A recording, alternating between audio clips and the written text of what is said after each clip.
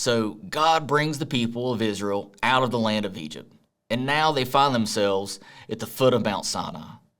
It's at Mount Sinai that God calls Moses up to the mountain, and God gives Moses the law, his righteous standard.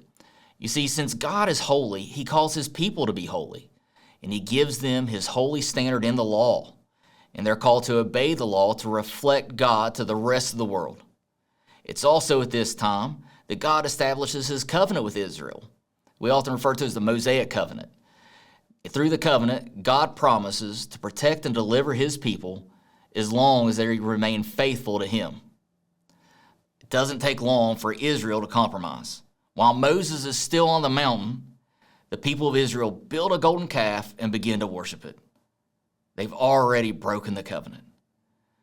But in God's mercy, he forgives them, and then he goes with them into the wilderness as they pursue the promised land. And while they're pursuing the promised land, they're going through the wilderness, and there's concerns about food and water. And rather than trust the Lord and his provision, they grumble against the Lord. They also rebel against the leadership of Moses. Despite all of that, the Lord continues to provide for the people of Israel. He provides for them through his presence, through his discipline, and through his provision. God remains faithful despite how Israel is not trusting in the Lord. During their time in the wilderness, Moses sends out spies. All right, they're going to spy out the land, the promised land. Now, there's already people living in there that God said he's going to drive out. So Moses is getting the spies ready to go out there to kind of see what they're up against. The spies come back, and they come back with a bad report. They come back, and they're like, listen, the land's really good. It's flowing with milk and honey. It's abundant. But there's giants in the land. And rather than trust the Lord and his promise that he was going to drive out the inhabitants of the land, the people became fearful, and they wanted to go back to Egypt. And because of their distrust, God punished them. God would not allow the adult generation of Israel to enter the promised land. Rather, he was going to make them wander in the wilderness for 40 years until the adult generation died off, and then the next generation was going to be allowed to enter the promised land. So after 40 years of wandering in the wilderness, Moses and that adult generation, they die off. Then God chooses Joshua to succeed Moses, and Joshua leads Israel, that younger generation, into the promised land. During this time, Joshua, he proves to be a faithful leader.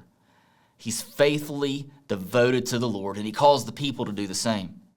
And it's during this time that God gives the people of Israel victory over their enemies. He gives them the land. And as he gives the Israelites the victory, he also commands them to continue to drive out the inhabitants of the land so that they won't be a snare to the people of Israel, trying to pull them away to worship false gods. Israel, however, they compromise again. They fail to drive out the inhabitants, and those people do prove to be a snare to the people, and the people begin to compromise. They begin to worship false gods. Scripture says that they began to do what was right in their own eyes. And that brings us to the time of the judges. And see, during the time of the judges, it was just this repetitive cycle of Israel's disobedience, God handing them over to their enemies, then God providing a rescuer, and then the people falling back into sin again. And this is just a cycle that lasted for 400 years, just kept happening. But during this period, God is doing something special. He's doing something through an unlikely person that he's going to use, a Moabite widow named Ruth.